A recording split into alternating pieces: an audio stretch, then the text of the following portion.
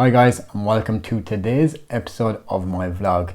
Today we're coming back into the office. It's a bit of a manky day outside, so kind of give me an opportunity to have a look at this Zeiss Batis 18mm E-mount lens that Zeiss have kindly sent me over just to test out and have a go of. We met a few people from Zeiss over at the photography show in Birmingham this year, and we got talking to them, and they were kind enough, like I said, to send me over this lens.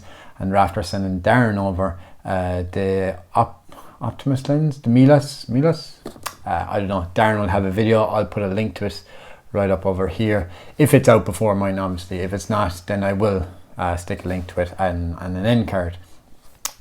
So the Zeiss Batis, is it the perfect vlogging lens? In my opinion, absolutely 100%. I actually really enjoyed using this lens. I thought it gave an absolute fantastic field of view. The autofocus was so good in it. It was so much better than any of my Sigma Art lenses, simply because it's a silent focus motor inside it. So it's always my grind with the Sigma Art lenses. They are absolutely fantastic, but when you start hearing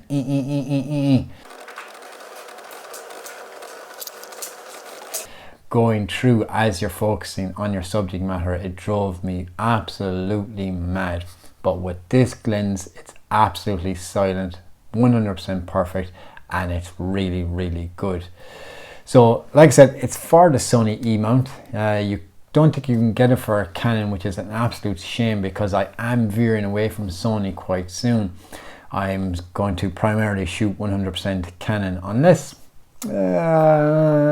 I'm convinced otherwise to hold on to it. The build quality in the lens itself is absolutely phenomenal. It's a full metal build, so there's no plastic on it whatsoever. Okay, the focus ring is a very smooth rubber, and while I'm on the subject of the focus ring, I love it. It is so smooth, just a touch of your finger and it just glides along, and I really do like that part about it. The moving on up the lens right here, I'll see if I can turn it on for you now, and you see there it's got an OLED design, so as you focus on something it's going to come up, and oh sorry, I have no card in it at the moment, so I can't exactly show you, but it does give you a digital readout of your focus distance from your subject matter that you focused into. There is no switches on the side, so there's no manual focus switch or anything like that, so it's like the Tokina lens that I sampled a few weeks ago. You have to go into the Sony menu, select a manual focus and go from there. It's not a bad thing, it's just look out for that if you are looking for this lens. It's a lightweight lens. It only comes in at 330 grams, which is a godsend, because lenses these days are getting so much heavier, and I don't have a problem with that for now, simply because I'm a young fella. Well, I'd like to think I'm a young fella, but it's not too bad. I can hold the camera all day long no matter how heavy it is, but it is nice and easy on the hands, especially if you're going to be coupling it with a gimbal. So here I have the Phytech AK4000. Great, absolutely fantastic gimbal. I love using it, and when I couple it or marry it with the Sony Zeiss Batis and the Sony A7R Mark II, it's absolutely golden. So do you know what we'll do now? We'll take a quick break for 2 seconds, and what we're going to do, I'm going to jump you over to a bit of a collage, kind of a small bit of video of some of the work that I've done in the last week or two with this lens. I'm recording on the Zeiss Distagon 18mm 2.8 lens, which is an absolute gorgeous lens. So it's just vlogging on this lens for today, simply because Sony sent it out to me, just because I wanted to get a lens of it and see how it is. Simply because Nick Page, another fellow vlogger and YouTuber, I'll send a link to his channel up here. Absolutely fantastic landscape photographer, and he just got to test out the new 600mm Sony lens. So check out a few videos for him. He's absolutely awesome, and he should be coming on the podcast quite soon.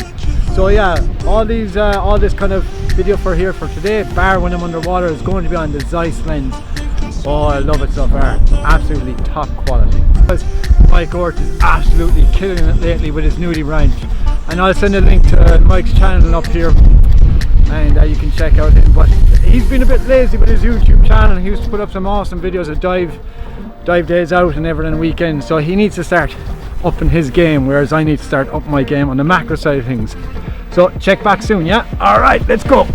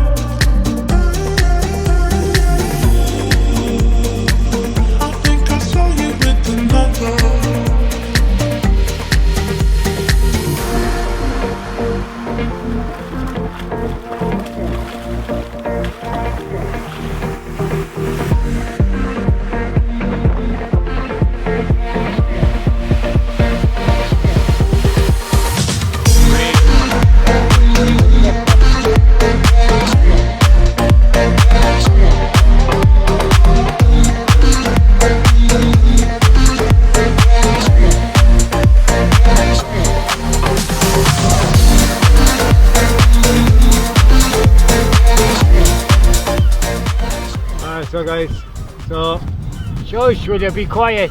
I tried to do a video here. Sorry about that, seagulls are going a bit mad at the moment. So I'm going to close out the episode. Not exactly happy how the dive went. It wasn't a fantastic dive. There's a lot of swell underneath the water. I had so much fun, especially using the Zeiss lens that we have here in front of us. So I look forward to using that in the next couple of vlogs, because I have it, I'd say, for about 2 or 3 weeks, and I gotta send it back to Sony then. So that's it for now, guys, and I'm going to sign out now here, and we'll see you next time, okay? Hey yo! Okay, I hope you enjoyed that little kind of collage, a bit of a video. You got to see some of the stuff that I do. I do a lot of scuba diving, a bit of landscape work here, there and everywhere. So yeah, I hope you enjoyed that part. So coming back to the lens itself, okay, so like I said, it's got a very smooth focus ring. That's one of the main reasons why I do love it. And on the lens itself, if you open it up, you can see there, it's got a blue rubber gasket, so that's to help with weather sealing. So it's not going to be waterproof, but it's going to be fairly well splash proof, and I love those gasket seals. You have them all in the Sigma Art lenses, but I think on this lens it's imperative that you have it, because with a landscape lens you're going to be out in the elements all the time, and this is what this kind of lens is kind of primarily pushed as, is a landscape photography lens. It's really sharp. I loved the detail that the image is going to render, especially with such a high megapixel camera like the A7R Mark II or the A7R Mark III. It's absolutely fantastic. So for landscape photographers, absolutely brilliant. Astrophotographers, absolutely brilliant. It does suffer a small bit from vignetting, so just do be careful, but it's very easy fixed. You go into Lightroom, enable profile corrections, and it will be fixed in less than half a second. But there is a bit of vignetting, keep that in mind. And the autofocus, like I said, is absolutely top notch. I absolutely loved using it.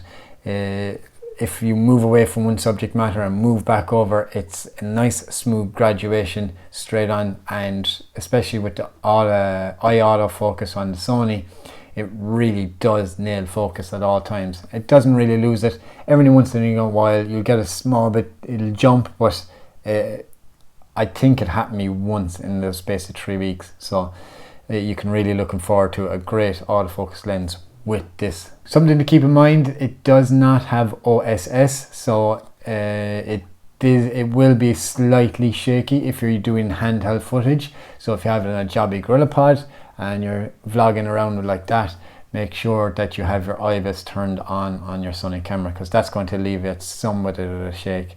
But like I said, no OIS. It's kind of a slight bit of a shame, especially for what I would use it for is vlogging. But nonetheless, I couple it with the Phytech AK4000, so it doesn't really matter to me. Now, if I did forget the gimbal or forgot the base plate, then I would have to use handheld. But it's not, I wouldn't be bitching or moaning about it. I'm quite happy with what the camera, or the lens, sorry, is producing. I really enjoyed using the lens. I thought it was absolutely fantastic.